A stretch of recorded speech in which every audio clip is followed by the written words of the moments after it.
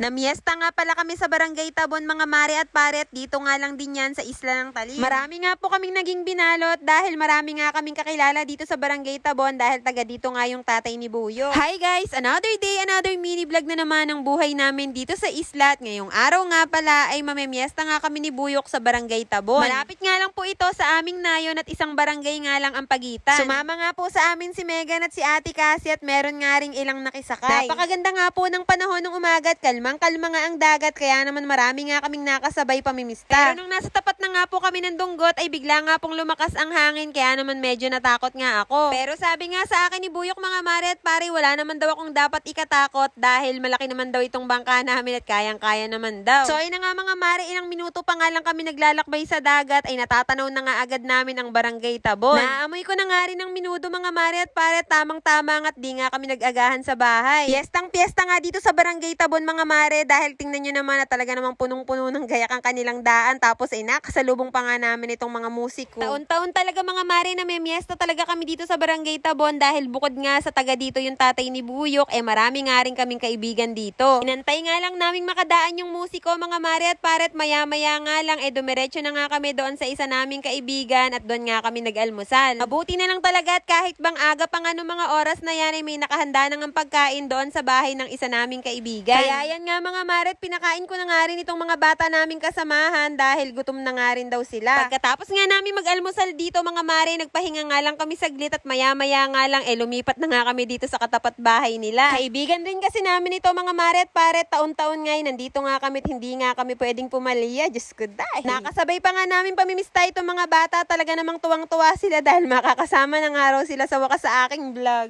Ikaw na! Sabi naman. Oh, sama niyo na kami! Huli sa akin! Dito nga sa amin sa isla mga mare at parang normal na nga lang yung binalot at talaga namang may kain ka na may take out ka pa. Ni Diyos ko dahil. Sa mga oras nga na yan ipapunta na nga kami doon sa isa pa naming kaibigan kaso nga lang may tumawag nga sa amin mga mare kaya ayan at napaliko tuloy kami. Tinawag nga kami nila nanay at tate at sabi nga nila mga mare at pare nanonood nga daw sila sa aming vlog kaya ayan at napakahirap ng tumanggi. Kailangan talaga mga mare at pare paunti-unti lamang ang kain sa mga bahay na kakainan mo at kaunti nga lang din ang iinumin mo dahil sa dami ba naman ang nag-iimbita sa iyo, aba, hindi ka na makakakain sa susunod na bahay. Pinalutan nga rin kami ni nanay at tatay, mga mare at pare sila nga daw, taga-Taytay pa at umuwi nga lang daw sila dahil may okasyon nga. Habang naglalakad nga kami dyan, papunta dun sa bahay ng isa pa naming kaibigan, mga mare at pare, may tumawag nga sa amin, kaya naman ayan at napaliko na naman. Nahihiya naman kaming hindi lumiko ni Buyok, mga mare, dahil syempre ikaw na nga yung inanyayahan, ikaw pa ang tatanggihan eh. Abay, syempre naman, ay baka mamaya may pabinalot pa ni, ay sayang naman. Ayan nga mga mare, at hindi nga kami nagkakamalit, may pabalot na ngang ulam, may kasama pang prutas. Nakasalubong pa nga namin ang isa naming solid follower na si nanay at kahit nga nung maliit pa lang ang followers ko mga mare, talaga namang nakasubaybayan at laging nakakomment. Inanyayahan nga rin kami ni nanay sa kanilang bahay at pinakain, kaya naman shoutout po sa iyo nanay. Thank you. Eto na talaga at papunta na nga kami sa bahay ng isa pa naming kaibigan at grabe mga mare, ito na nga yung pang-anim na bahay na aming pupuntahan. Pagkarating nga namin doon ay pinakain na nga agad kami ng aming kumare at sabi nga namin mga mare ay busog nga kami at alam na nga niya ang gagawin. Medyo mataas na kasi ang bahay nila kaya naman pagkarating nga dito ng mga mamimistay, alam na nga niya ang gagawin at di na nga makakain kaya naman balot na nga lang. Diyos ko dahil. Sa dami kasi ng bahay dito tapos halos lahat nga may mga handa kaya ayan na nga nangyayari at nagiging binalot na nga lang imbis na kumain. Pagkatapos nga namin makapunta sa pang-7 bahay at pang-8 bahay mga mare, nakasalubong naman namin tong aming isang kumpare, talaga namang napagkakaraming binalot. Sama ka tayong Hello Philippines and hello world! Welcome to Barangay Tabon City! Viva San Roque! Kaya naman ang ating mga Sharonias, ready na with kariton!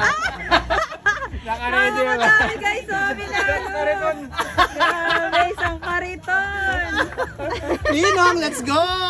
Malamig pa lang yan. Malamig pa lang, wala pa mainit.